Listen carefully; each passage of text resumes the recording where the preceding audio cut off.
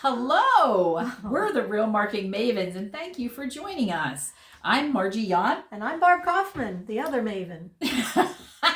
We're here to empower you through discussion about personal development, personal growth, marketing, and pertinent business topics, as it were. So, yeah, I mean, you're going to have us for half hour, but we can talk about that for forever. And we want it to be fun. We want you to enjoy marketing like we do. Yes. Yeah, we have fun doing. We just had fun doing it.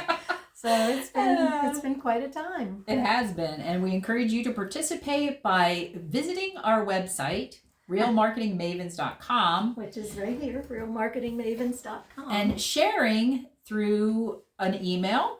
Send us an email.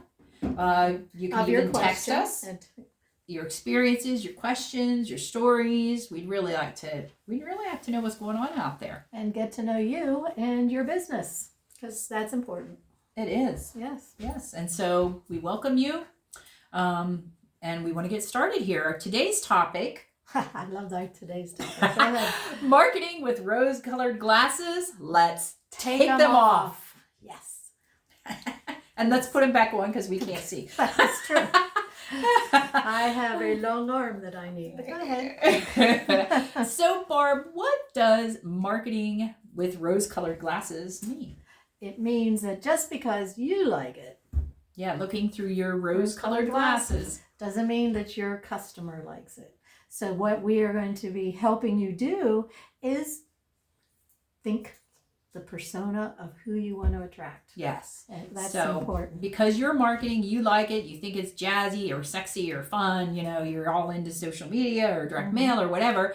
That may not be the way let me tell you, I had a client, one of my first clients that I had, and they had devised a really cute soda juice holder that you could take in your car. In fact, I have one still, 20 years later. Oh. And it was cute, and it would just go on your, what do you call the front part? Console? Of your the car. Dash? The dashboard, yes. This was before cup holders. This was a long time ago. Yes, it was. So you'd put it on your dashboard and it would be great. But the negative part of it was that the logo was on the bottom. Oh. So even though if it was on your dashboard, you couldn't see it. But the customer told me where they wanted to put the advertising, the marketing. And it was all traditional in those days. So you had newspaper, the print, broadcast, radio, television. And so we created this great campaign, even outdoor. And it didn't work because it went to what the customer wanted. Oh, it spoke to his funness. It spoke to a 50-plus person. And a Coca-Cola soda holder is how old do you think? Oh my gosh, I don't know. It would be a little younger. Huh. So it was one of my first learning experiences. It really was. Luckily, we retained the client. They didn't go somewhere else.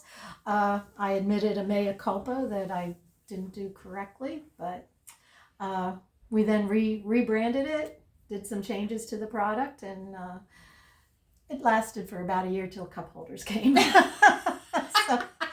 Well, and that's a great example of what we're talking about here. You've had, between us, we probably have 50 years of experience in marketing and sales, and for both ourselves and each other, we've been working together. Yeah, we work together. And so that's the idea behind this podcast, is to share some of our information that we've gleaned, and you had a great learning experience at the beginning of your career that you won't repeat, but you would be glad to share. So that's the idea. So the key is to know who your customer is, who your client is, who they are, what they need, and what rocks their boat. And in the future, some of our future podcasts, we're going to talk in depth about how you figure that out, how you really drill down to what your ideal client is. And now we're going to talk about some of the tools that you might use. The toolbox. She has our toolbox. Them to meet some of these ideal clients. So, what is in our toolbox? Let's take a look. Can you open it? Let's see what's in our branding we are toolbox. fun. We are fun people here. Yeah, we have no idea what you're up to. So here we have our first tool is a construction pencil. Construction pencil, because you are going to do print with your pencil. So that's your newspaper, magazine, outdoor things that have to be drawn and put together, and then put up into the media. So a construction pencil in our toolbox is for print. Yes. It needs to be and designed. it might be a tool that you would want to use for your marketing. All right. Another tool, which some people are getting tired of hit over the head with this, is social media. Hammer, social media, or as I like to call it, stalkertizing, because they just keep, they retarget you, and you want to buy that red sweater, and the next thing you know, you go to a different website, and the red sweater jumps up on you, and and it just keeps coming, and it gets to you. In fact, our good friend of our son wanted to get married and was looking at rings, and he almost didn't get married because he got tired of the ring popping up all the time when he went to the website. He did get married, and they've been happy. That's good. So. Well, the interesting thing about social media, which is, it speaks again to the idea of knowing your ideal client, is now in that particular case, they targeted him because he knew they were looking for rings. But it's very annoying, and it can be expensive if you are just if you don't know your ideal client and you're just targeting anybody out there. It's frustrating when I'm on something and all of a sudden something that I've never searched for or looked for or cared about pops up. It has nothing to do with me. I've never, no interest at all, and they've just spent money, placing that, and it's of no value. And it's now with your social digital, it's more behavioral. So it could have been, maybe you were on a site that incongruously just made you a vision for that other product. Could have been. So. Very well could have been. Now we're going to cut through the noise with broadcast media. Well, the broadcast, but cutting through the noise is very good with using video. It is. On all your different things. So broadcast would be your radio, your TV, your streaming platforms. I mean, those are all also bombarding you with advertising. Yes. And it's, I don't know, it has, some of that has shifted over to social media, hasn't it? Oh, People have. So, yeah. But there is a market for that. And so definitely. In a future podcast, we're going to be talking about more in depth about broadcast media, and maybe it's something that you should include in your toolbox. Look at your kids. This is what they're using all the time is the cell phone, and they're disconnecting. They don't watch a show on the broadcast networks. They wait and see it on the streaming, or they'll be sitting in the airplane and watch it on their cell phone. Yes. So it's big. So it's big. Okay, now we're going to put it together with our point of display socket. Oh, yeah. The point of display, that one can be a little pricey, because your point of display could be table tents, can be placemats. Yeah, that's very popular in restaurants. I see that a lot. Or if you're a retail option, you could be in the like the grocery store. Oh, yes. And it has to be at eye level, and you're paying for that space. Or if you're like my husband, tripping over the center aisle displays, those are even more expensive, because they're freestanding. Oh, are they more expensive than the end caps? Oh, yeah. Oh my gosh, I never would have guessed that. And it's only that product. Where an end cap might have your product, but you might have a couple others. Okay. So we'll be talking about points of display as part of something that you might want to consider in your toolbox. Another thing is outdoor advertising. Oh, that can really be a challenge. I know it is. What is it? The rule is what? 5 words? Oh, yeah. And the way I draw, and the way she draws. Yeah, she's talking about billboard advertising. Yeah, you'll never see the ad. And please don't put a phone number on it. I'm not going to stop my car and write it down. But there's also your bus signs. Oh, okay. What do you call those? Shelters. Bus shelters? Bus I put up shelters. appointed or outdoor advertising yesterday. Oh. I put a sign on my house that I listed. Oh, so that would fall that under would there. fall under that. Yeah. Yes. And also there's a new ways of getting to you. I know the arena sells steps now that puts their ads on it. Oh my gosh. Your stop sign, not your stop sign. Don't put an ad there. Yeah, we don't need advertising on that. The parking meters. A lot of parking meters now have ads. Yes, or grocery carts. Oh, like when you go in a grocery store, there's like I forgot your ad about. Those. Yeah. So we're just being bombarded with advertising all over the place. Well, they want top of the mind awareness, so they want to make sure that you've seen them. I mean, look at us. We do have our Mavens. We are branded. Yeah, and we're walking billboards. Walking boob boards. Okay. Now we're going to talk about trade shows, where we ply the trade. Oh, these can be very effective with networking and building your image. They're also probably the most expensive thing you're going to do, because you have to buy the space. And then you have to design your trade show booth. Then you have to fill the trade show booth with your tchotchke items, what you're going to do, handouts, are you going to have prizes, whatever you're going to have. And then you got to get people to the booth. So there would be some marketing, preview marketing to get them there. And then your time. Oh, yes. My time's invaluable. So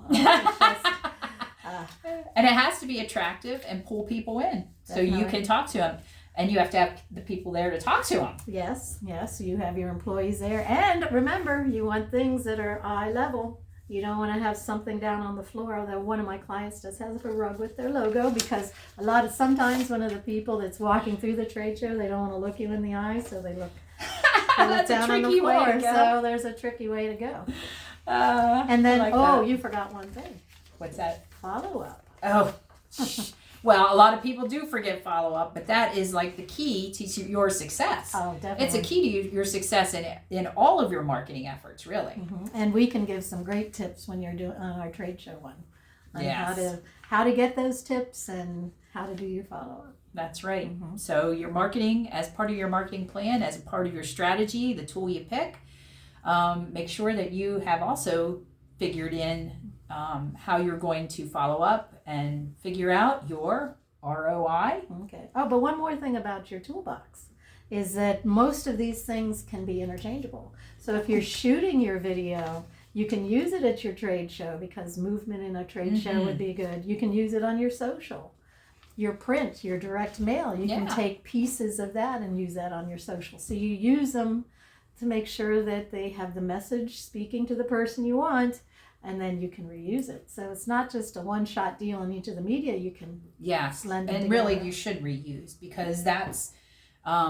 where it's going to bump up your ROI, because you're not going to be continually creating the wheel. So you want to always look for ways that you can repurpose any of your tools that you're using.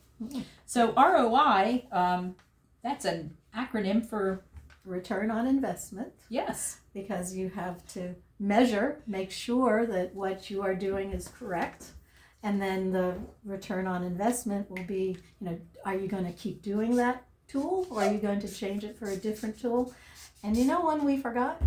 PR. Public relations. PR. Yes. And we need to get a tool for that. A bullhorn. A bullhorn. There you go. Yeah. Or a safety jacket or something. Yeah. PPE. Anyway.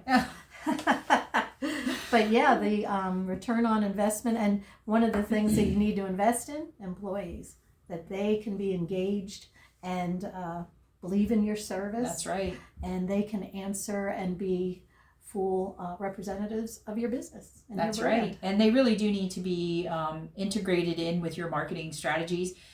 Otherwise, if you send out a direct mail, for instance, with a coupon, and somebody shows up using that coupon and they're completely unaware of it, that's just not great. So everybody needs to be on the same page. And plus, sometimes especially retail stores, how did you hear about us? Or, who recommended us? You really want to know about who refers you if possible, because if they're referring you, they're your bird dog out there, and you want to thank them for that in some way.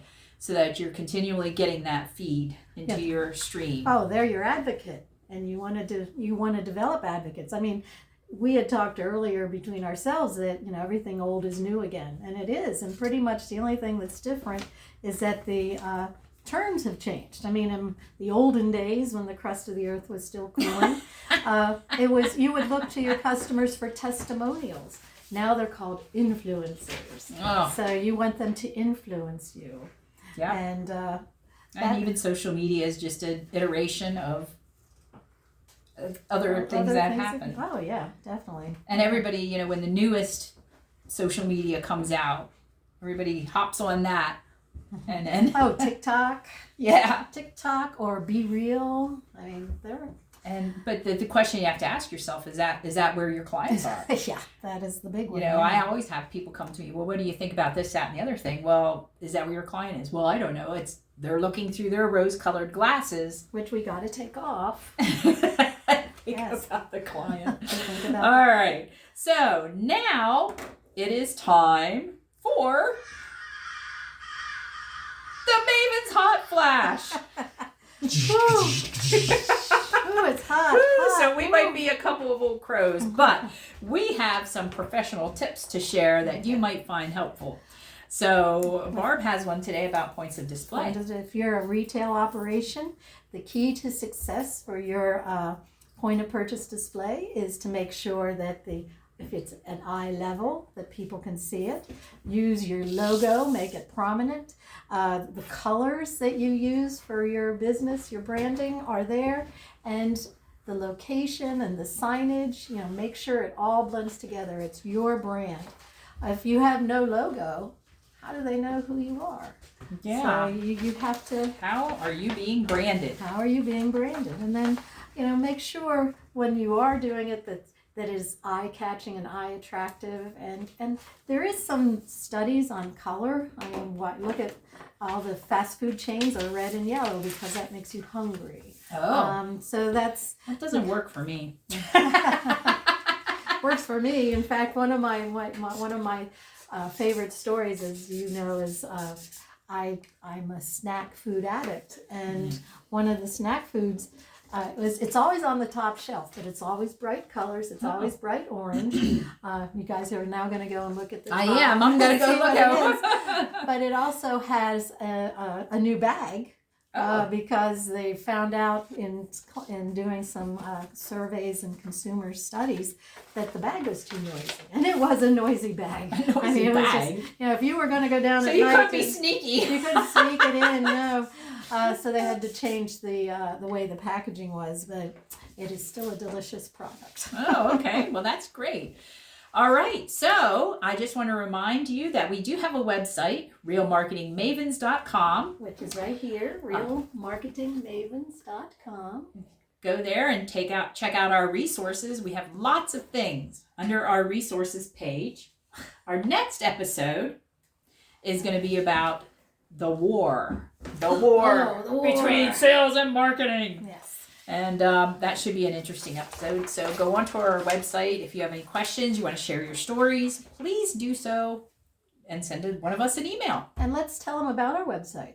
Our website is packed full with helpful information. It is. Yes. We have it all broken down into categories, for business plan, marketing plan, how to make your USP, which we'll discuss USP. I'm not going to tell you what it stands for in the future. She's setting a teaser. Teaser, yes. So there's all these different resources that are at your fingertips, and they're free for you to utilize at realmarketingmavens.com. Yes. So let's talk about a real story, real result, real wins. And we're looking for you, our audience, to share some of those with us that we can share with other people too, because that's where that's part of the empowerment and the success that we're hoping to share. So what we're looking for is stories, results, things you've done, people you've helped, what inspired you, that type of thing.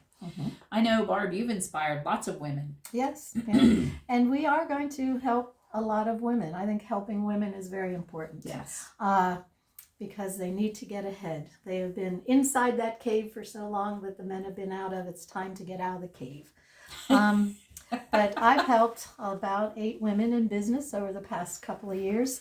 Many of them still keep in touch with me, asking questions, and then just we have sessions at times where you can whine, but you can't WHIN. It's just it's a wine session, but it helps them realize that you're not alone. Everybody's have some kind of point in their unique unique strength. Yeah, just like us. I mean, we're in marketing, correct. So are we? Could we be competitors? Maybe, but instead we've joined forces and we strengthen each other on projects and encouragement and all that kind of stuff. So, all right, time for the Mavens Monthly Challenge, which every month we have a theme. For the month of January, it's going to be your marketing plan. Some of you might have already done it. Some of you might need to do it. If you need to do it, hit our website, go under resources and pull out the outline for the marketing plan in the USP. You can work on it. And if you need some guidance, we're here. Yeah. And it's the guidance is the outline, and we are offering an incentive for the assistants that in the form of a one-time free critique to give you feedback on your marketing plan. Oh, that's awesome. So just think 50 years of awesome knowledge at your fingertips for free. Yes. Oh, and by the way, we never told them what a maven was. Everybody thinks a maven's a woman, but a maven, if you look it up, actually is professional expert. Ooh. So that's why we're the real marketing mavens. Yeah, we're the real ones. But yes, it's a one-time free critique of your marketing plan, feedback, and if you don't like us, if you give us permission, we will use bits and pieces of that in future broadcasts. To share with others. Because we're here to empower you to success. It's a learning experience for all of us. Yeah, I'm excited. I'm excited. Our next show next week is Sales versus Marketing. Yep. Fight. Visit our website and send us an email. Let us know if you have any other questions, or if you have questions, maybe one of our future episodes will be an answer to that. Right. So go to realmarketingmavens.com and take a look, and then come back next week at noon on Tuesday. That's right. Thank you.